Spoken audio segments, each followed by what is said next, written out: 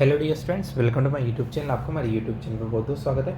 तो दोस्तों, आज की इस वीडियो के अंदर अपन यहाँ पे न्यूक्लियर फिजिक्स का एक काफ़ी अच्छा सवाल यहाँ पे सोल्व करने वाले हैं, जो कि यहाँ पे रेडियो एक्टिविटी के ऊपर बेस्ड है।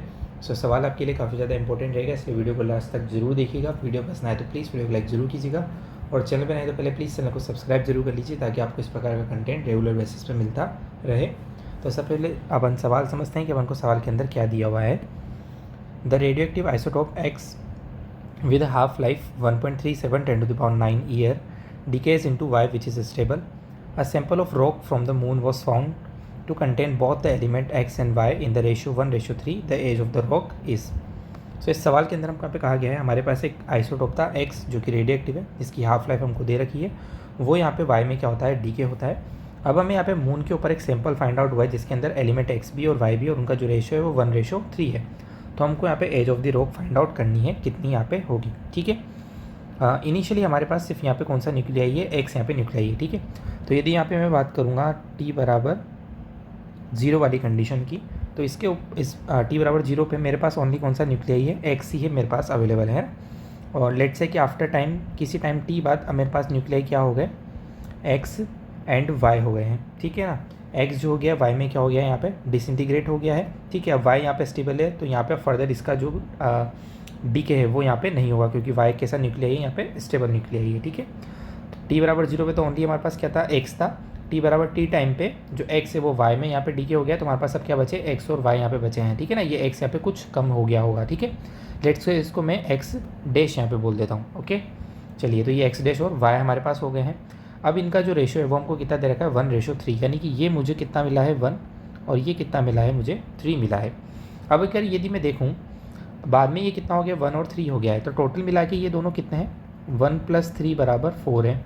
और इनिशियली यदि मैं देखूँ तो इनिशियली मेरे पास सिर्फ कितना था, एक्स ही था, यानी कि ये जो टोटल अमाउंट है 4, इनिशियली वो कितना होगा, एक्स के बराबर ही होगा। इनिशियली एक्स कितना था, 4 था, जो कि अब यहाँ पे एक्स डैश और वाई में डिसइंटीग्रेट हो गया है, जहाँ पे एक्स डैश की वैल्यू कितनी 1 है और वाई की वैल्यू कितनी है 3 है। तो इनिशियली हमारे पास एक्स कितना था, यदि इन दोनों को हम जोड़ दे तो हमें कितना पता लग जाएगा, वो कितना था, 4 था। ठीक है, तो एक्स की वैल्यू हमको कितनी पता लग गई है, 4 यहाँ पे पता लग गई है। ओके, चलिए, अब हमारे पास एक फॉर्मूला यहाँ पे होता है, n/n0 = 1/2n, जहाँ पे हमारे पास n क्या होता है, नंबर ऑफ हाफ लाइफ होता है। ठीक है, n हमारे पास क्या होता है कि किसी टाइम t के बाद कितना यहाँ पे हमारे पास जो रेडिएक्टिव न्यूक्लियाई है वो बचा हुआ है, और n0 मतलब इनिशियली कितना यहाँ पे न्यूक्लियाई था।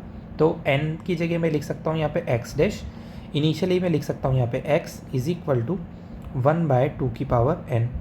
अब देखिए x डैश हमारे पास कितना है, हमारे पास है 1, इनिशियली हमारे पास कितना था, ये 4 था। x हमारे पास कितना था इनिशियली, टोटल 4, = 1/2n। तो इसे आप जब सिंप्लीफाई करेंगे n कितना आ जाएगा आपके पास, 2 आ जाएगा। अब आपके पास जो टाइम होता है, जो t हमारे पास होता है, वो हमारे क्या होता है, n × t हाफ के बराबर होता है। जो हमारे पास टाइम होता है, जो एज हमारे पास होती है, वो n × t हाफ के बराबर होती है। n यहाँ पे क्या, नंबर ऑफ हाफ लाइफ है। ठीक है, तो यदि मेरे को यहाँ पे एज ऑफ रॉक निकालनी है, यानी कि मुझे t निकालना है, तो मुझे इसको नंबर ऑफ हाफ लाइफ से मल्टीप्लाई करना पड़ेगा। तो मेरे पास कितनी हाफ लाइफ आई है, 2, तो मुझे इसको सिंपली क्या कर देना है, 2 से मल्टीप्लाई कर देना है। और t हाफ मुझे दे रखा है इस न्यूक्लियाई के लिए 1.37 10 to the power 9। तो यहाँ से t जो है उसकी वैल्यू कितनी आ जाएगी, देखिए इसको मल्टीप्लाई कर लेते हैं, तो ये हो जाएगा 2.74 10 to the power 9 ईयर। ये हमारे पास क्या हो जाएगा, आंसर हो जाएगा। तो आई होप सभी को ये सवाल यहाँ पे समझ में आ गया होगा। सिंपल सी प्रोसेस है, हमने यहाँ पे क्या करा, टी बराबर 0 पे न्यूक्लियाई हमारे पास ओनली क्या अवेलेबल था, एक्स अवेलेबल था। टी टाइम के बाद हमारे पास न्यूक्लियाई क्या हो गए, एक्स डैश और वाई हो गए हैं, जिनका रेशियो हमको 1 और 3 दिया हुआ है। यदि हम इनको जोड़ दें तो हमको मिल जाएगा 4, और इनिशियली हमारे पास सिर्फ एक्स ही अवेलेबल था, तो एक्स की वैल्यू कितनी हो गई, 4 हो गई। ये फॉर्मूला आप याद रख सकते हैं, आपके लिए काफ़ी ज़्यादा काम करेगा। ये n/n0 क्या होता है, 1/2n होता है। आप चाहें तो ये फॉर्मूला भी यूज़ कर सकते हैं, n = n0 e to the power -λ × t। इसी को सिंप्लीफाई करके ये फॉर्मूला यहाँ पे बनता है। ठीक है, तो आई होप सभी को सवाल यहाँ पे समझ में आ गया होगा। यदि वीडियो पसंद है तो प्लीज़ वीडियो को लाइक जरूर कीजिएगा, चैनल को सब्सक्राइब जरूर कर लीजिएगा। Thanks for watching, please like subscribe my YouTube channel.